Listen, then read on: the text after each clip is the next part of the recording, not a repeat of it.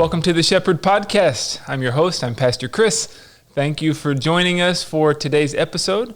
On the Shepherd Podcast, we like to introduce you to people here in the ministry at Shepherd of the Hills, at our church, school, and childcare. Lots of great people for you to get to know, and so this is a forum to help you to become better acquainted with some of the great people here at Shepherd, to hear some of their stories and their perspective on things. Today, I'm very pleased to welcome Greg Robbs as my guest. He's known as Sergeant Greg around here. He's the Assistant Director of Campus Safety, and he's present throughout much of the school day, also does some bus driving for field trips, and he's a great blessing to our ministry here. He is a part of a military family. He has served overseas. His wife is currently active duty. He is originally from New York and New Jersey, and so we have some things to talk about today, his life and his perspective on some things going on in the world. So it's my great pleasure to welcome Greg Robbs. Greg, welcome to the podcast. Thank you. It's a pleasure to be here. Yes. Now, we were talking about how long you've been here at Shepherd. It's been about a year. That's correct. So Assistant Director of Campus Safety, what do you do around here? I do a little bit of everything. My main goal is to make sure that our kids are safe, that our staff is safe, that the campus is safe, and ultimately all of our families are safe here. Mm-hmm. Well, I'd say that job's being done very successfully. Thank you. Yeah, we appreciate it. And as a school parent, it's really reassuring to have you and have Sergeant Ron around making sure everybody is okay. I've heard that a couple of times from a lot of our different parents here, so that's wonderful to hear. Yeah. How did you come upon the position at Shepherd to start with? I was looking for some part-time work, and I came across the Shepherd of the Hills job. I wasn't sure if I was going to take it or not, but I wound up taking it, and it's been a blessing because I absolutely love it here. Oh, great. Great. Well, it seems like you fit right in. Oh, thank you. Yes. And now this is not the only thing you do. You have another job as well. So how else do you spend your time? I work with canines, so I'm a canine dog handler for the Department of Defense Police. Okay. And I pretty much train dogs. I have one at my house. That's the way we're doing it presently. So I just do all of his training until he gets out into the workforce himself. So what does that involve when you're training a dog? What are you doing? So we receive the dogs I like to receive them about 3 months or so. This is when they're still very young, and kind of guide them to very simple things like sit and, how to catch a Frisbee, all the little things until they're about a year old. And that's when we go more in depth into the real dog training. Okay. They have to be a little bit on the adult side of their teenage years in order to start doing that. But we like to get them in and give them an early, impression so that they're ready for that more serious training, which just involves, it depends on the dog and where they're going to be placed. So they can be drug sniffing dogs, they can be attack dogs, just depending on where they're going. Our dogs will go to the airports, different law enforcement agencies, or the military. So you teach them how to do those different functions? I mean, how do you teach them how to attack somebody? Like I said, when we start off, we do that when, from when they're young. So as far as me teaching him how to go after a Frisbee or a ball, that's important for the attack dogs because it gives them focus and drive and to shoot for what you're putting out there for them to go grab. So when they're young, we want them to start with that, and then we get into how to go after somebody with the big suits, with the arm pads, and how to attack that way. So you'll have another person you're working with that has on the big suit with the arm pad, and the dog will go sink his teeth into that arm? That's correct. Yeah. Wow. And then you'll call the dog off? Absolutely. So commands are everything, and that's why I like to start very young with them, so that they understand what commands I'm saying, and as they get older, they're very smart. I work with German Shepherds particularly, so they're very smart anyway and very intuitive, so they're very good at following commands. I bet. Yeah. What about sniffing out for drugs? Are we sniffing out for people, or how do you train that part? So basically, when we're training those type of dogs, it's a hyper focus. We want them to be hyper focused on things. So I start them off very young with different scents. So I might take one of my shirts or a different scent like a dog treat and have them try to find those things. And that's how you get them, introduced to finding the different things that you want them to find. So it's all about smells and their hearing as far as how they're going to use those particular skills. Okay. Now, once the dog is out there serving, do you keep up with them and find out how they're doing, or do you just get the next one and the cycle continues? The cycle continues. Yeah. Typically, these dogs go all over the place, so you never know where they're going to be. So, although you raise them from when you're young, you kind of have to detach yourself from the dog because you can, it's sad to see them go. Yeah, absolutely. So where did this love for working with dogs come from? I mean, were you a big dog guy growing up, or was this just sort of the area that you fit into in your military career? How did you get into it? I've always had dogs since I was a baby, so I grew up around dogs and at a very young age took a big liking to them. It's always been something I've been interested in. I had a dog when I wasn't a dog trainer, but I had a dog while I was serving in the military. And then when I got out of the military, when I retired, it's something that I wanted to do. So that's what I got into. Okay. And you enjoy doing it? I absolutely do. I love it. How cool. Oh, cool. You get to work with the dogs at home and work with the kids here. That's right. So the best of all worlds. Kids and dogs are not so much just, they're very much alike as far as the training, and you have to stay consistent and stay on them in order for them to learn and grow. There is a lot of commonalities. I agree with you. Absolutely. Well, let's go back a little bit further. Now, you told me earlier that you were born in New York and then moved to New Jersey? Yes, that's correct. I was born in Brooklyn, New York, in 1976. I know I'm dating myself here.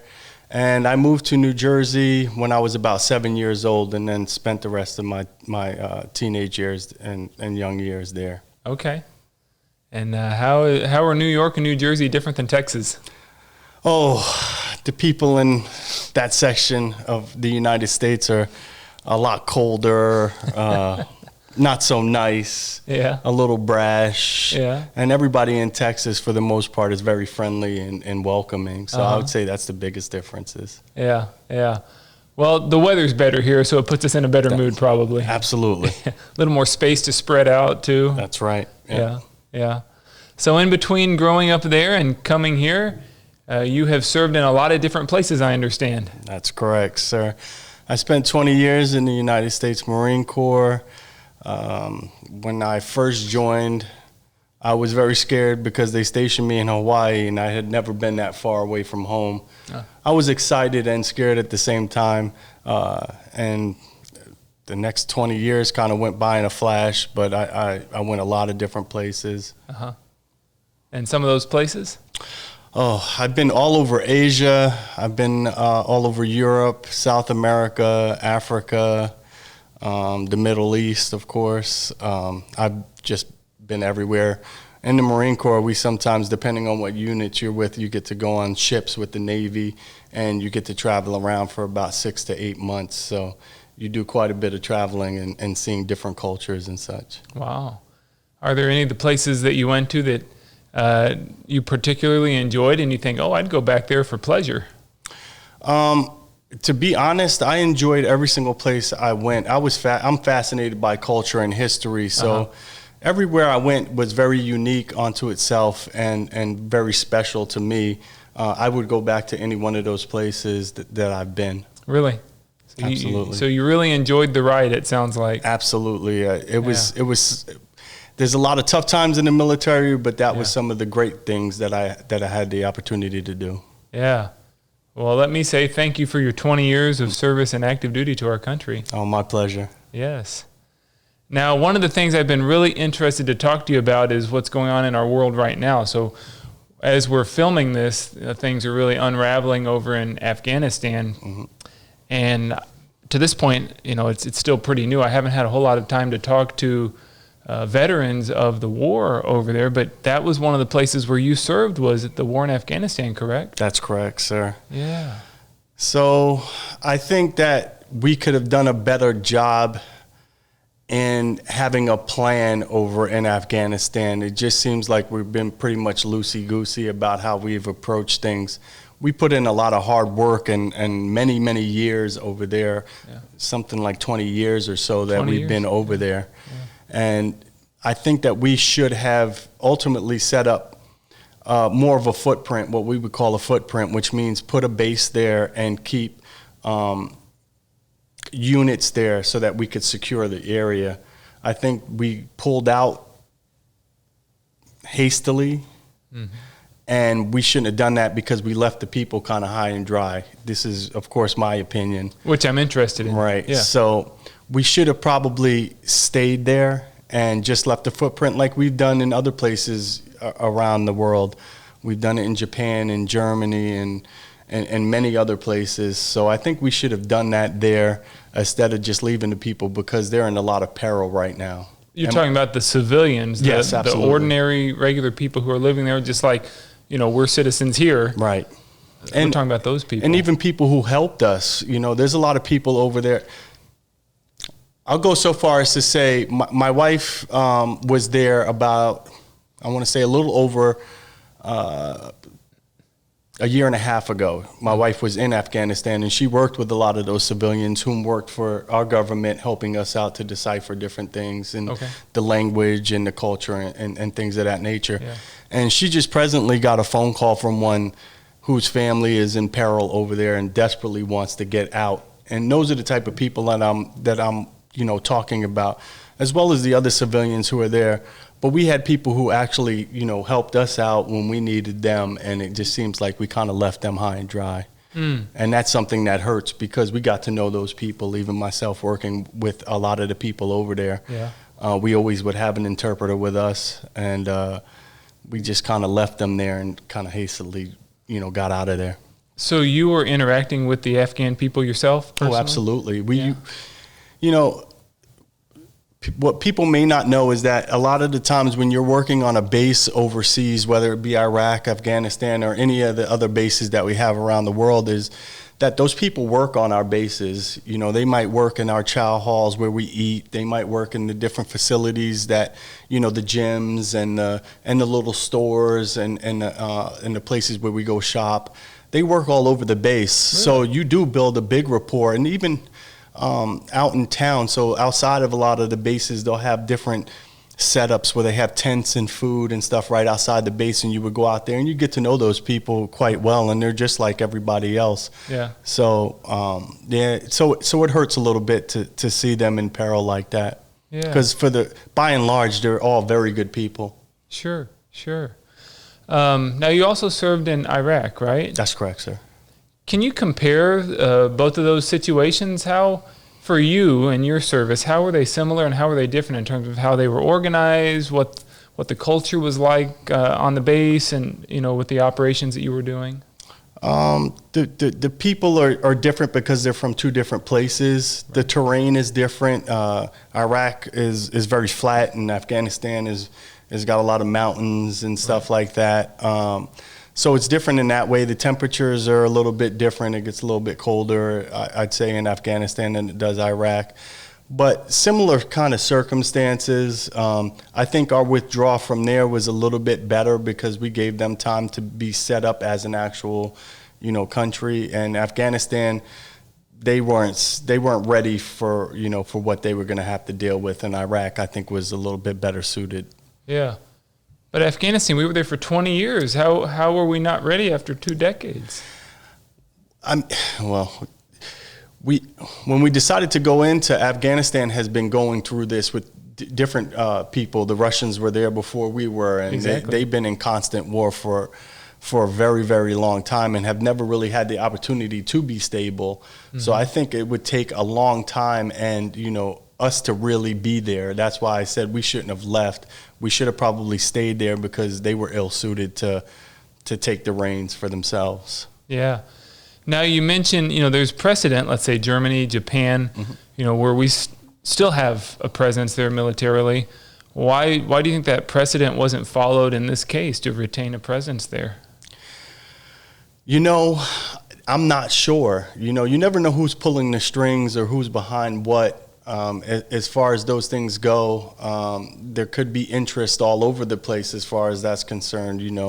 They may have made a deal with the Afghan government, or the Afghan government might have made a deal with somebody, and you just don't know, what the reason is. But for veterans, it's tough because you really put in a lot of blood, sweat, and tears in a place, and it's tough to see this happening when it could have been avoided. Mm-hmm. I was talking to a mother the other day. She told me she had 3 sons who served in Afghanistan, and all 3 were disabled because of their military service. And so, she's really struggling with, all that blood, sweat, and tears, and where things are at right now. Where do you see things heading in Afghanistan in terms of how is all this going to play out? And is there perhaps a positive light at the end of the tunnel in all of this? You just can't say because, the Taliban, who knows what their goals are. They obviously want to take over a territory that was kind of open for them to do so. Right. And the Afghans didn't put up any kind of a fight. I just don't think that they had it in them to do. Yeah. My hope would be that we would go back in there and leave that footprint and stay there to help stabilize them until they can really stabilize themselves. We left a lot of gear over there. We gave them jets, fighter jets, which is something the Taliban never had. So if they really take over, then they have that equipment. So then they are now better armed themselves. So it's a little bit scary. So I would hope that we would go back in there and at least help the people, of course, first and foremost, and also set up a footprint so that this type of thing doesn't happen. Right. So that would be a reversal of what's currently going on. It would be saying, okay, let's say a miscalculation. Right. We're going to have a different strategy. Absolutely.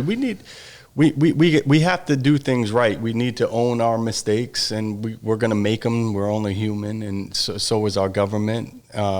My fear is also, as a parent, I have a son who's now in the Marine Corps. Do you? Serving. So it's a little bit scary because I don't want him to be in harm's way. It's never something I wanted him to do, but that was, I left it up to him, and he made his decision. Yeah. So it's tough as a parent as well, and as a husband, being that my wife could go back over there as well. Oh wow! So there's a lot of military just within your household. Oh yes, sir. Yeah. So your son is in the Marines just like you, and where is he currently? He's in Hawaii.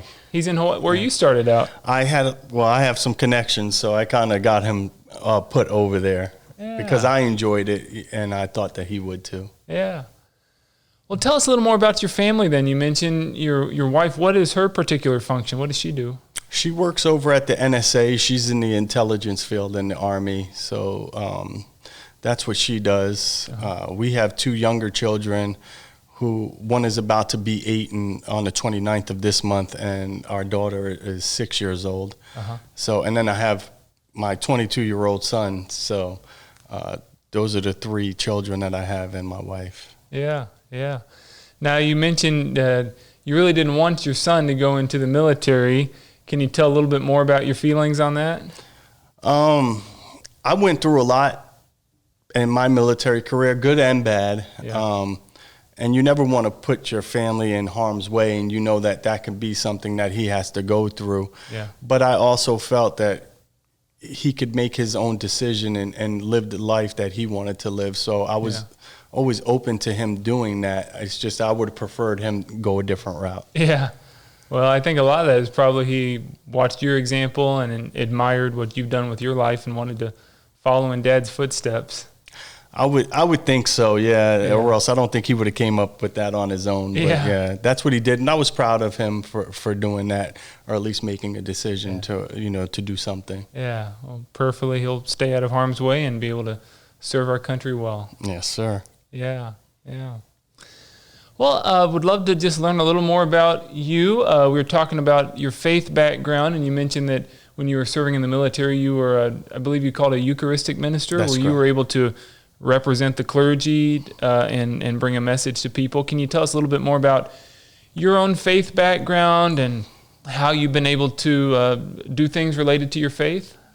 Sure. So early on in my military career, when I was stationed out in Hawaii, I got tapped by the priest there at the church who wanted me to become a Eucharistic minister and basically give a sermon out in the field, and so that the people who wanted to could still get the service on Sundays and other appropriate days when the pastor could not or be out there with us. Right. So I took great pride in that, and I thought it was something that was important, and I just loved doing it while I had the opportunity to. Yeah, that's great. That's great.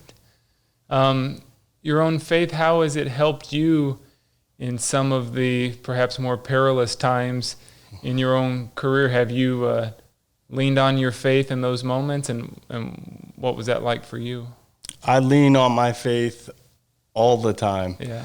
I don't know what I would do without my faith. It brought me through very tough times, especially during war when you feel alone and you have nobody else to talk to, or you feel in grief and you just kind of get it in your head, this is the time I need to pray. And I would pray every single night and every single morning for myself and for the people who I was serving with. Yeah. Yeah. So it sounds like your faith has been a central part of your life. Absolutely. Yeah. Yeah. Well, on a lighter note, what do you do for fun? I do a lot of things for fun. I basically do things for my kids, and that's what I find joy in. So the things that they find joy in is what makes me happy ultimately. And I try to provide them with as much fun as possible. So we go out to the lakes and to the rivers and to the water parks, and we do fun things with our neighbors all the time, just so that. And that's what brings me joy ultimately. Yeah. Yeah. Great. Well, I can relate to that. Whenever your kids are happy, it makes you happy. Absolutely. Yeah. Great. Well, we're so thankful for all that you're doing here at Shepherd, keeping the kids safe.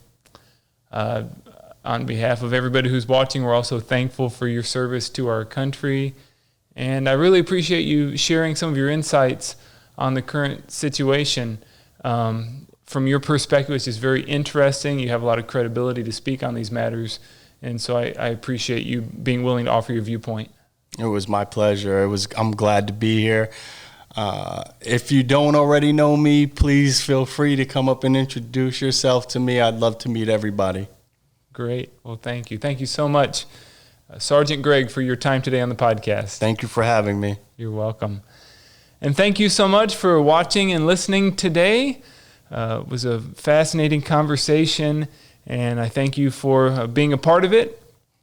I also want to encourage you to join us next time on the Shepherd Podcast as we continue to bring you some of the fascinating people here at Shepherd of the Hills. God's given us a lot of wonderful people, and it's a joy to be able to share them with you. Until then, the Lord's blessings to you. May He keep you healthy and safe and strong. The peace of the Lord be with you today.